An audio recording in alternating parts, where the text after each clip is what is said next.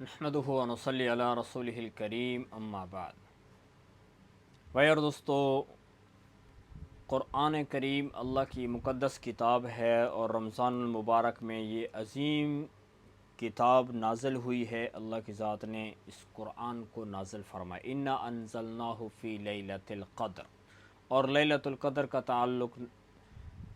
رمضان المبارک کے ساتھ ہے۔ تو قرآن کو کیسے پڑھنا چاہیے؟ قرآن کو پڑھنے کے لیے ایک تو اس کے بہت سارے آداب بھی ہیں، وہ ایک الگ بات ہے۔ قرآن کی تلاوت کس طرح سے کرنی چاہیے؟ اب عام طور پہ لوگ قرآن کی جب تلاوت کر رہے ہوتے ہیں تو وہ اتنے دھیمے لہجے میں کرتے ہیں کہ الفاظ کان تک جاتے ہی نہیں، پتہ نہیں کیا پڑھ رہا ہے۔ یا بس اوقات وہ قرآن کے الفاظ کو پڑھتے ہیں لیکن ان کے جو آواز ہے وہ بالکل کلیئر نہیں ہوتی کہ کون سا لفظ پڑھ، اس کو چبائے جا رہے ہوتے ہیں۔ تو قرآن کو پڑھنے کے لیے ضروری ہے کہ قرآن کے الفاظ بالکل واضح ہوں اور تھوڑا سا اونچا پڑھے، اتنا اونچا پڑھے کہ کم از کم اس کے کانوں کو پتہ چلے کہ میں کیا لفظ پڑھ رہا ہوں۔ اور قرآن کو تیز پڑھنا چاہیے یا آہستہ پڑھنا چاہیے، یعنی سپیڈ سے پڑھنا چاہیے یا سلو، آہستہ پڑھنا چاہیے۔ تو اس میں بھی یہ ہے کہ قرآن کو اتنا تیز بھی نہ پڑھا جائے کہ جس کے ذریعے سے قرآن کے الفاظ کا پتہ ہی نہ چلے اور قرآن کے تجوید ہی خراب ہو جائے، الفاظ ہی خراب ہو جائیں۔ اور آہستہ پڑھنے کا مطلب یہ ہے کہ قرآن کو ٹھہر ٹھہر کر پڑھنا تو اچھی بات ہے، ورتل القرآن ترتیلا، اور قرآن کو سنوار کے پڑھنا ہے۔ تو اس لیے قرآن کو پڑھتے ہوئے یعنی اتنے الفاظ، جیسے مثلا ہے الحمدللہ رب العالمین، ایسے کوئی پڑھتا ہے تو قرآن کے الفاظ کی اتنی آواز ہونی چاہیے کہ اس کے کانوں کو سنائی دے۔ اور قرآن کی جو تجوید ہے وہ بھی درست ہونا ضروری ہے۔ اور قرآن کو پڑھتے ہوئے ایک چیز اور کہ بھئی کتنی تیز پڑھنا چاہیے یا آہستہ۔ تیز پڑھنے کا مطلب یہ ہے کہ اتنا تیز پڑھنا کہ جس سے قرآن کے الفاظ کی تجوید خراب نہ ہو۔ یہ بھی اچھا ہے کہ جیسے رمضان المبارک کے قیمتی دن ہیں، جتنا زیادہ اس میں تلاوت کی جا سکتی ہے اتنا قرآن کی تلاوت کی جائے، اور جب یہ تھوڑا تیز تیز قرآن پڑھے گا تو زیادہ یعنی مرتبہ یہ قرآن کی تلاوت کو مکمل کر سکتا ہے۔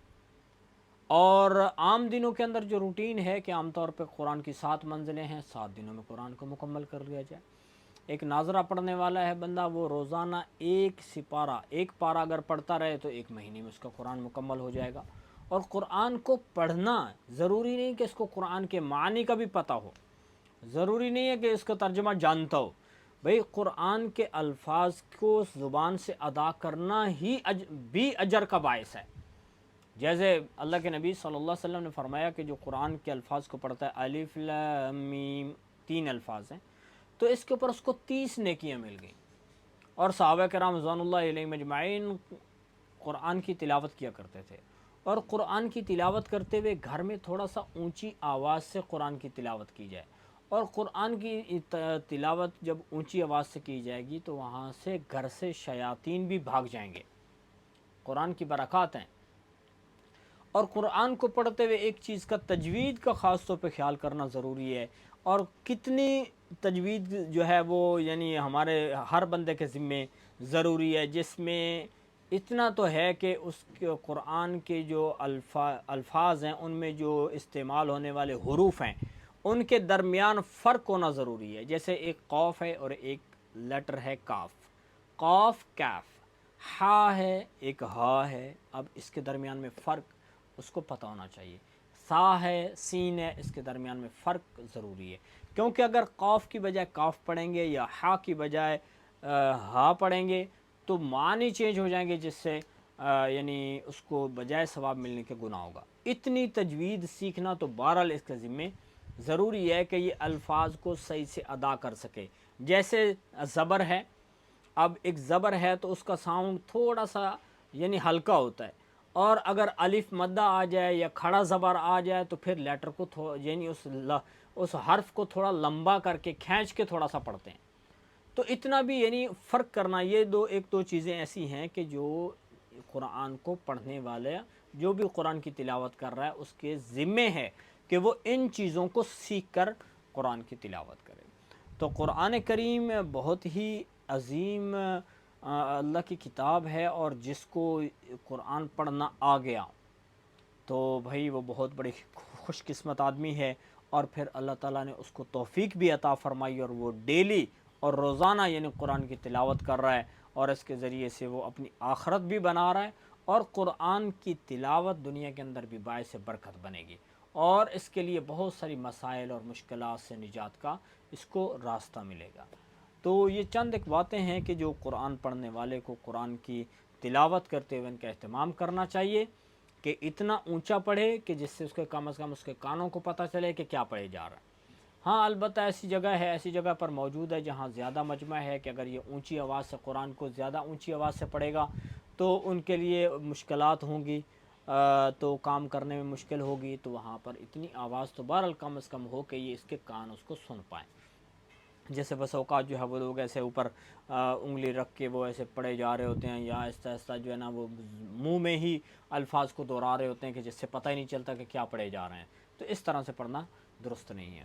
اللہ تعالیٰ ہمیں قرآن پاک کی تلاوت کرنے کی اور قرآن پاک کو سیکھنے کی اور قرآن پاک کو ترجمہ کو بھی سیکھنے کی توفیق عطا فرمائے، اس کے معانی اور مطلب کو سیکھنے کی بھی توفیق عطا فرمائے۔ اور اس کے اوپر ایک بہت بڑا اعتراض ہوتا ہے کہ بعض لوگ کہتے ہیں جی مولوی علماء یہ کہتے ہیں کہ قرآن کی ٹرانسلیشن اپنے طور پہ نہیں پڑھنی چاہیے، تو ایسا نہیں ہے، بلکہ قرآن جو ہے اس کے قرآن کی جو یعنی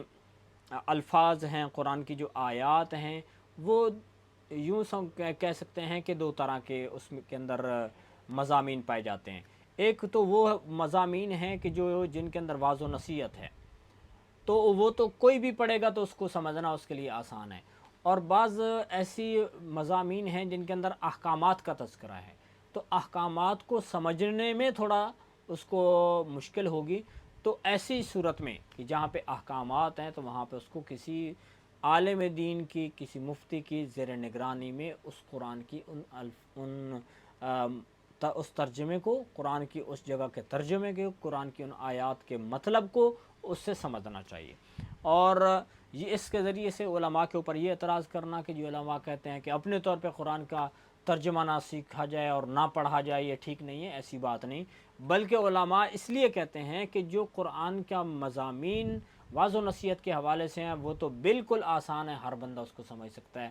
اور بس اوقات بعض جگہیں ایسی ہیں کہ جہاں پہ احکامات کا تذکرہ ہے تو عوام کے لیے اس جگہ کو، قرآن کی ان آیات کے مطلب کو، مفہوم کو صحیح سمجھنا مشکل ہو جاتا ہے، تو اس لیے اس جگہ پہ علماء سے رہنمائی اس کو حاصل کرنی چاہیے۔ اللہ تعالی ہمیں عمل کی توفیق دے۔